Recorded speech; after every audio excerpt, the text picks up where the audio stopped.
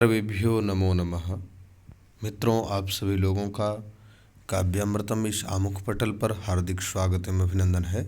आज हम लोग NCERT जियोग्राफी चैप्टर नंबर 2 को लेकर के आपके समक्ष उपस्थित हुए हैं। इसका नाम है ग्लोब, अक्षांश एवं देशांतर। अर्थात ग्लोब जो होता है पृथ्वी का मानचित्र, उस मानचित्र में अक्षांश एवं देशांतर रेखाओं का प्रक्रमा निरूपित है। पिछले अध्याय में आप पढ़ चुके हैं कि हमारी पृथ्वी गोलाकार नहीं है। अर्थात पृथ्वी कैसी है तो गोलाकार नहीं है, दोनों ध्रुवों में थोड़ा चपटी हुई है। यह उत्तर और दक्षिण ध्रुवों पर थोड़ी चपटी तथा मध्य में थोड़ी उभरी हुई है। क्या आप कल्पना कर सकते हैं कि यह कैसी दिखती है? इस संबंध में जानकारी प्राप्त करने के लिए आप अपनी कक्षा में सावधानीपूर्वक ग्लोब को देखिए। ग्लोब पृथ्वी का लघु रूप में एक वास्तविक प्रतिरूप है। अर्थात जो ग्लोब है ये पृथ्वी का छोटा रूप है और संपूर्ण परिस्थितियों को दर्शित कराने वाला है। ग्लोब विभिन्न प्रकार एवं आकार के हो सकते हैं। बड़े ग्लोब जो आसानी से एक स्थान से दूसरे स्थान नहीं ले जा सकते, पॉकेट में रखने योग्य छोटे ग्लोब तथा गुब्बारे जैसे ग्लोब जिनमें हवा भरी जा सकती है एवं आसानी से एक स्थान से दूसरे स्थान ले जाए जा सकते हैं, ग्लोब स्थिर नहीं होते हैं। इसे उसी प्रकार घुमाया जा सकता है जैसे कुम्हार का पहिया या लट्टू घूमता है। ग्लोब पर देशों, महाद्वीपों तथा महासागरों के साथ सही आकार में दिखाया जाता है।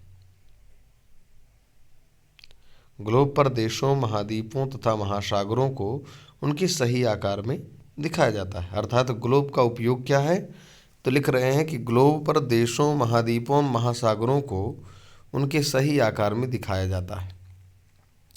ग्लोब बहुत विस्तृत भी होते हैं और लघुभूत भी होते हैं, जैसे आपके सामने देख पा रहे हैं।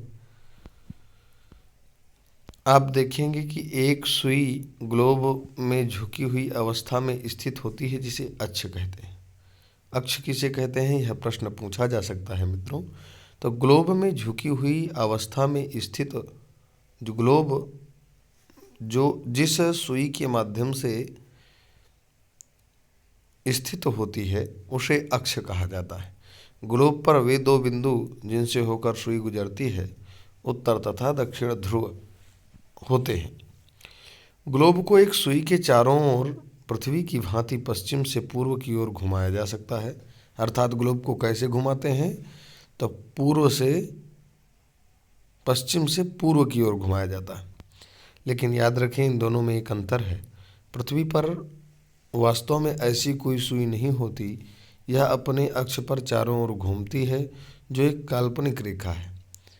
जो ग्लोब में मध्य में सुई होती है जिसको हम अक्ष कहते हैं, ये तो हम लोगों को पृथ्वी के प्रतिरूप को दर्शित करने के लिए यह लोग बाग बना देते हैं इस प्रकार का। यद्यपि पृथ्वी में इस प्रकार की कोई सुई नहीं है, वह अपने अक्ष पर व्यवस्थित रहती है। बिना सुई की भी पृथ्वी व्यवस्थित रहती है। एक अन्य काल्पनिक रेखा भी ग्लोब को दो बराबर भागों में बांटती है।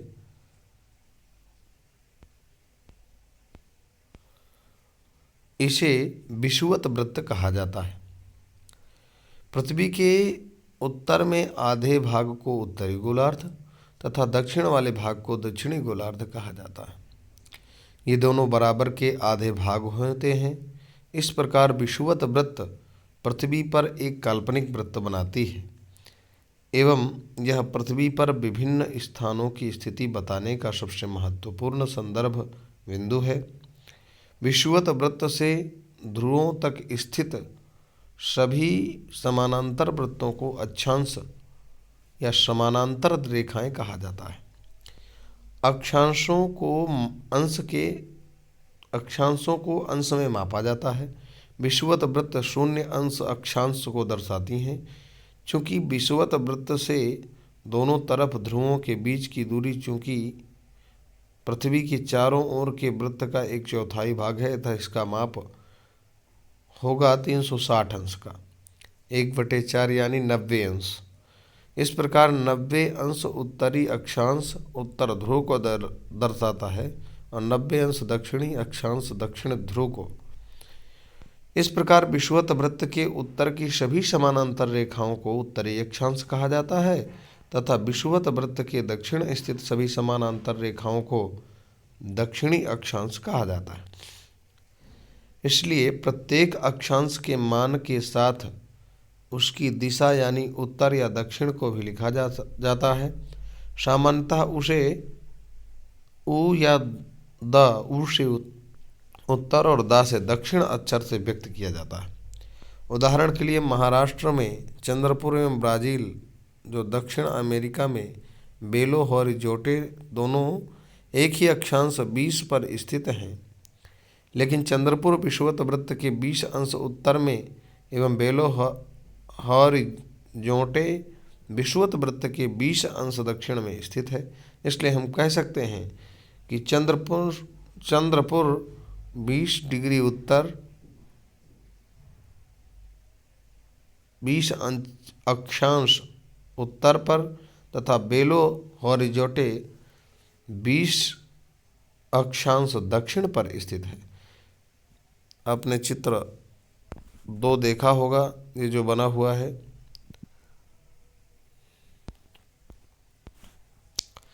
महत्वपूर्ण अक्षांश समानांतर रेखाएं। विषुवत वृत्त 0 अंशांश अक्षांश उत्तर ध्रुव 90 अक्षांश उत्तर तथा दक्षिण ध्रुव 90 अक्षांश दक्षिण के अतिरिक्त 4 महत्वपूर्ण अक्षांश रेखाएं और भी हैं। ये इस प्रकार से हैं। उत्तरी गोलार्ध में कर्क रेखा। ये प्रश्न पूछा जा सकता है कि जो कर्क रेखा है वो किस अक्षांश में है। तो उत्तरी गोलार्ध में कर्क रेखा है 23.5 अक्षांश उत्तर में। दक्षिणी गोलार्ध में मकर रेखा जो कि 23.5 डिग्री दक्षिण में है।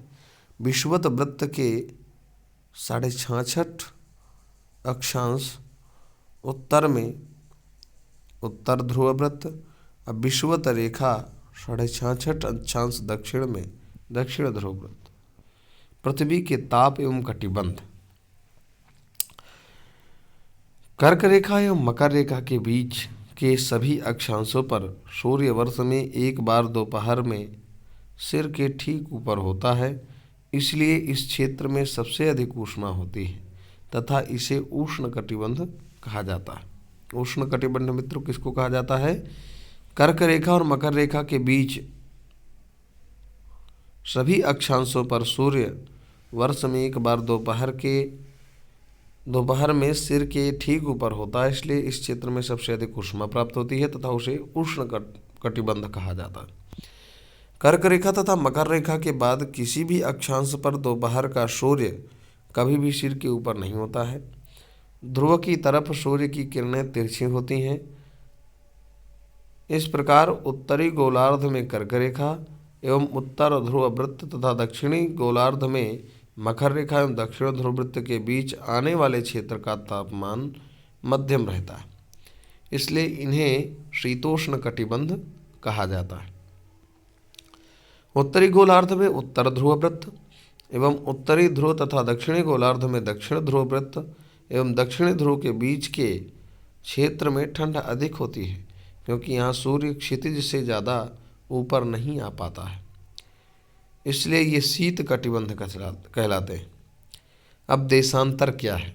किसी स्थान की स्थिति को बताने के लिए उस स्थान के अक्षांश के अतिरिक्त कुछ और जानकारियों की आवश्यकता भी होती है। आप देख सकते हैं कि प्रशांत महासागर में स्थित टोंगा द्वीप एवं हिंद महासागर में स्थित मॉरिशस द्वीप एक ही अक्षांश अर्थात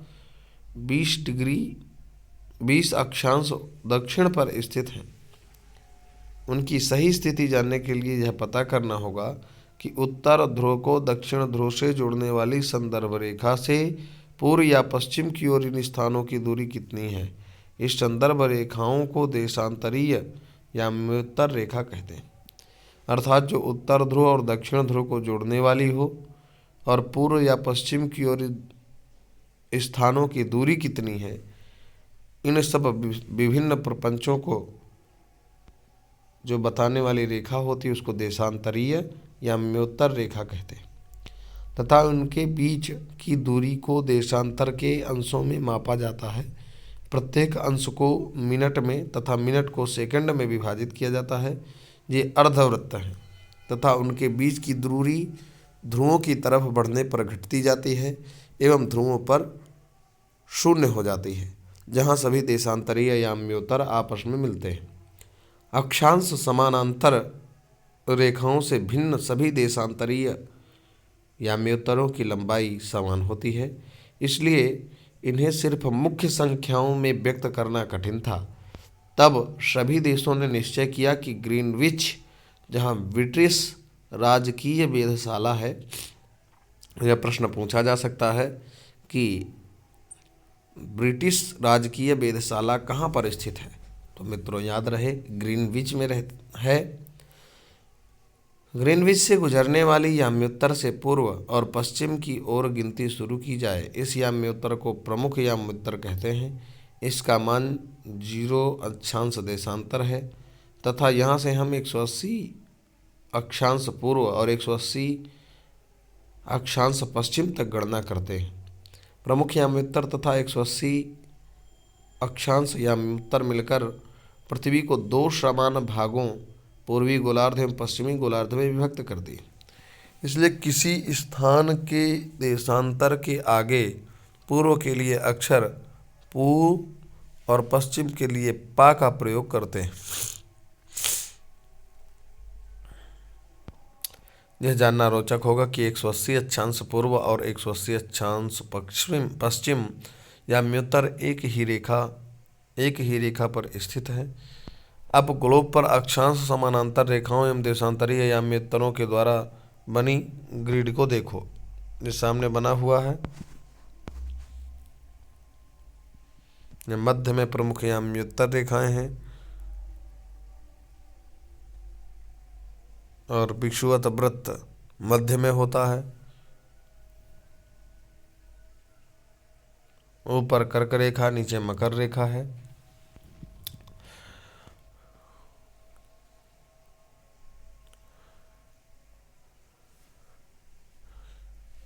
अगर आपको किसी स्थान के अक्षांश एवं देशांतर को सही जानकारी अगर आपको होती है तो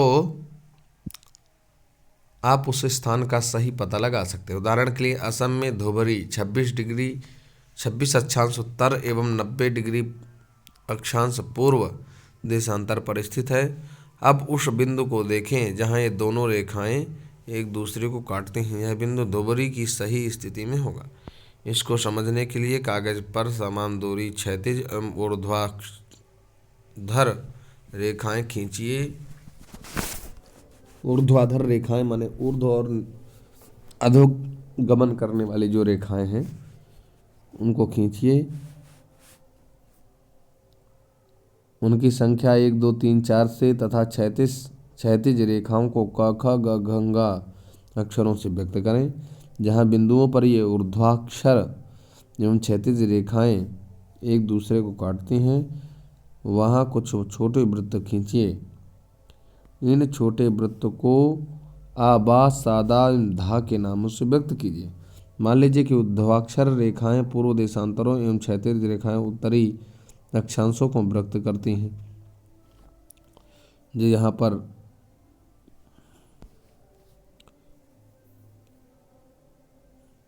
महासागरों का चित्र दिया गया है। सबसे बड़ा प्रशांत महासागर है, सबसे छोटा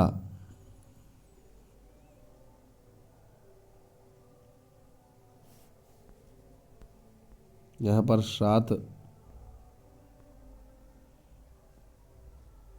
5 महासागरों की चर्चा की गई है।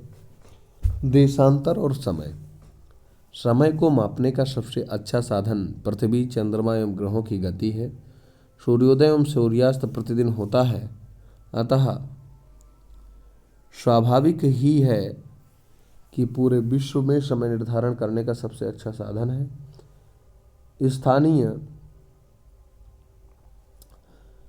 स्थानीय समय का अनुमान सूर्य के द्वारा बनने वाली परछाई से लगाया जा सकता है, जो दोपहर में सबसे छोटी एवं सूर्योदय तथा सूर्यास्त के समय सबसे लंबी होती है। ग्रीनविच पर स्थित प्रमुख याम्योत्तर पर सूर्य जिस समय आकाश के सबसे ऊंची बिंदु पर होगा, उस समय याम्योत्तर पर स्थित सभी स्थानों पर दोपहर होगी। चूंकि पृथ्वी पश्चिम से पूर्व की ओर चलती है, अतः वे स्थान जो ग्रीनविच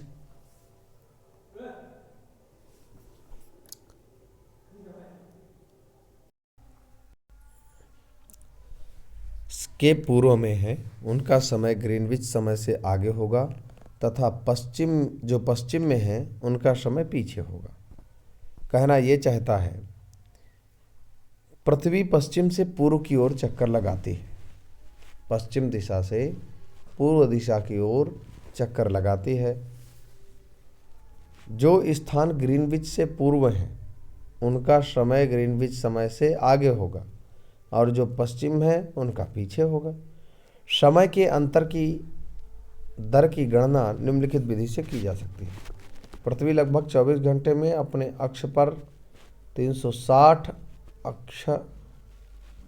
अक्षांश घूम जाती है, अर्थात वह 1 घंटे में 15 अक्षांश एवं 4 मिनट में 1 अक्षांश घूमती है। अक्षांश कहिए या डिग्री कहिए, जो भी हो। इस प्रकार जब ग्रीनविच के में दोपहर के 12 बजते हैं, तब ग्रीनविच से 15 अक्षांश पूर्व का समय होगा 60 मिनट, अर्थात ग्रीनविच के समय से 1 घंटा आगे, अर्थात वहाँ दोपहर का 1 बजा होगा।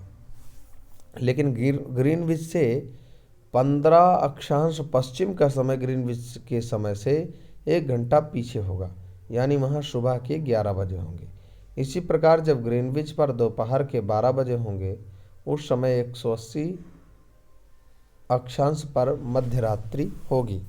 किसी भी स्थान पर जब सूर्य आकाश में अपने उच्चतम बिंदु पर घड़ी के द्वारा दिखाया जाता है, उस समय उस स्थान का स्थानीय समय होगा। आप देख सकते हैं कि दिए गए देशांतरीय याम्योत्तरों पर सभी स्थानों का स्थानीय समय समान है।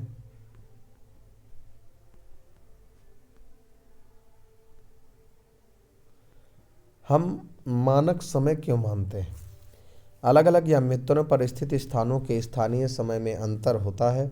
उदाहरण के लिए बहुत से देशांतरों से होकर गुजरने वाली रेलगाड़ियों के लिए समय सारणी तैयार करना कठिन होगा।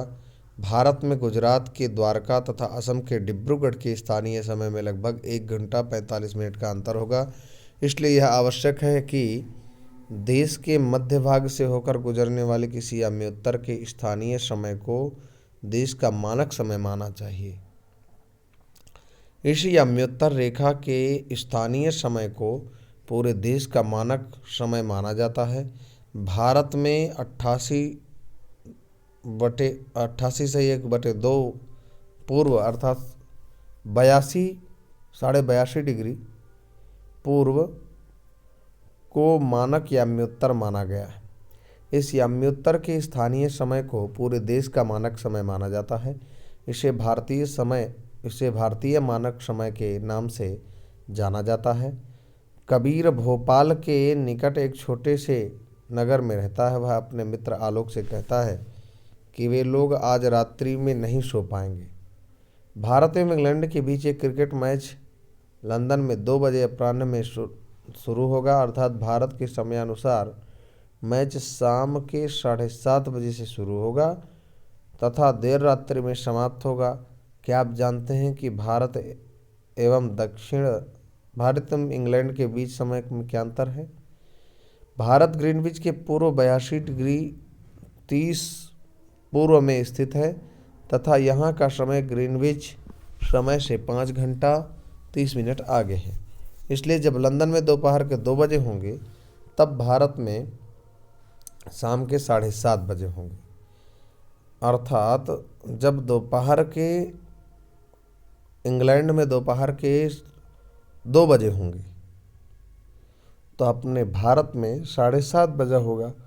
यानी कि 2, 3, 4, 5, 3, 4, 5, 6, 7 अर्थात 5.5 घंटा का अंतर होता है। इंग्लैंड के समय से भारत का समय 5.5 घंटा आगे है। कुछ देशों को देशांतरीय विस्तार अधिक होता है जिसके कारण वहाँ एक समान अधिक समय अपनाए गए हैं। उदाहरण के लिए रूस में 11 मानक समयों को अपनाया गया है। पृथ्वी को एक घंटे वाले 24 समय क्षेत्रों में बांटा गया है। इस प्रकार प्रत्येक समय क्षेत्र 15 डिग्री देशांतर तक के क्षेत्र को घेरता है। ये कुछ प्रश्न दिए गए हैं मित्रों, इन पर दृष्टिपात करके पृथ्वी का सही आकार क्या है, ग्लोब क्या होता है, कर्क रेखा का अक्षांशीय मान क्या है, पृथ्वी के 3 ताप कटिबंध कौन से हैं, अक्षांश एवं देशांतर रेखाएं क्या हैं, ऊष्मा की सबसे अधिक मात्रा उष्ण कटिबंध पर क्यों होती है, जब भारत में शाम के 5:30 बजते हैं तब लंदन में दोपहर के 12 क्यों बजते हैं। इन सभी प्रश्नों का उत्तर आप देने का प्रयत्न करें। पुनः आप सभी लोगों का हार्दिक स्वागत, अभिनंदन, मंथन करते हुए वाणी को विराम। मित्रों, धन्यवाद।